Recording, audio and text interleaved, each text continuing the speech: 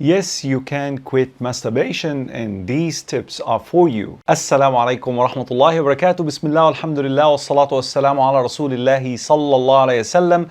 This video is being created specifically for those people who've been trying very hard to quit masturbation for the past years and they couldn't, they failed, they went into the same cycle again and again, failing to come out and exit from the misery. This video is for you. The idea is very simple yet require a lot of effort on your part. Listen, there is nothing easy in this world. This very life is uneasy, so you have to struggle a little bit, and that's the idea of jihad in Islam, is to struggle against your own evil inclinations. So toughen up a little bit until you live the life that you've always wanted. So what are we going to discuss in this video? Very simple, something called neuroplasticity. Forget about that complicated name. Neuroplasticity is the science of how our brain works.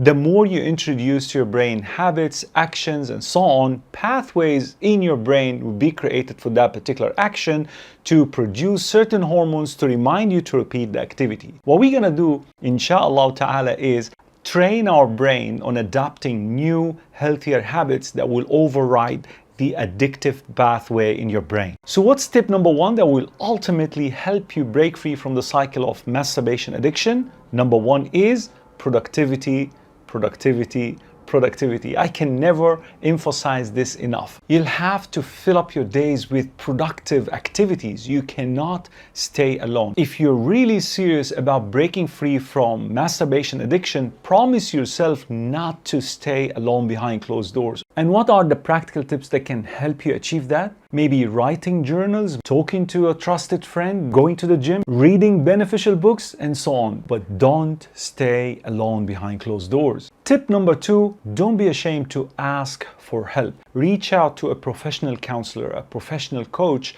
and tell him or tell her your agony in what had led you to where you are today. Because many a times people who are addicted to masturbation or visuals like pornography, they have experienced something in the past that had led them, or a traumatic experience like sexual abuse and whatnot, that had led them to where they are today. So seek out professional help. There is no problem to seek help from psychologists, psychiatrists, and professional counselors to help you cope with these struggles. Why? Because addiction is overpowering, is very compelling, and a person may never be able to break free from that cycle on his or her own. So you need somebody else to help you get out of that misery. Tip number three, exercise. Yeah, I know many people hate it, but exercise helps our brain produce certain hormones like endorphins and other chemicals reactions that usually are produced during the act of masturbation and watching pornography. So when you replace that, when you replace the habit of masturbation with exercise, you receive certain amount of hormones in your brain that provide you with happiness and satisfaction. But you don't have to stress out about how many hours you should exercise per day. You can choose as you please. You may walk in the parks or on the streets, you may go to the gym, you may swim. Whichever exercise you may choose for yourself that is suitable,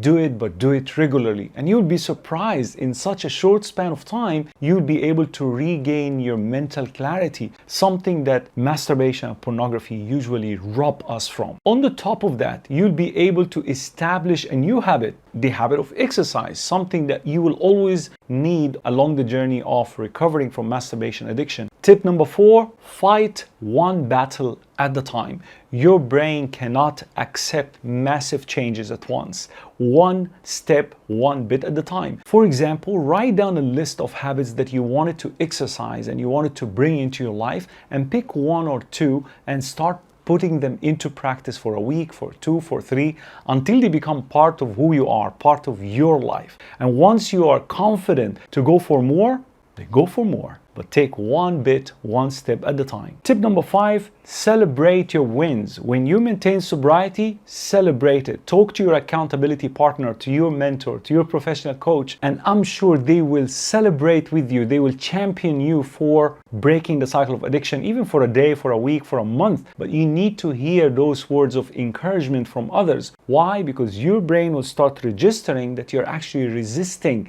this activity, and on the long run, your brain will cooperate with you. Tip number six, Don't torture yourself when you relapse, because the journey towards recovery from masturbation addiction is not going to be easy. It's not smooth. There will be ups and downs. There will be days of sobriety and strength, and days of relapses and weakness. So you'll have to accept the journey as it is. It's a one package deal. So be patient and persist and continue on the journey towards recovery. It's gonna happen one day, so long as you insist on completing the journey, inshallah. Because getting mad at yourself every time you relapse and bringing these negative emotions into your life will actually become a trigger. At a certain point in life, will become the triggers for you to go back into your undesirable activities. So don't torture yourself, be kind to yourself. Tip number 7, and the last on my list today, is righteous and good friends to pull you back whenever you relapse, whenever you go down that path. Call them, be amongst them.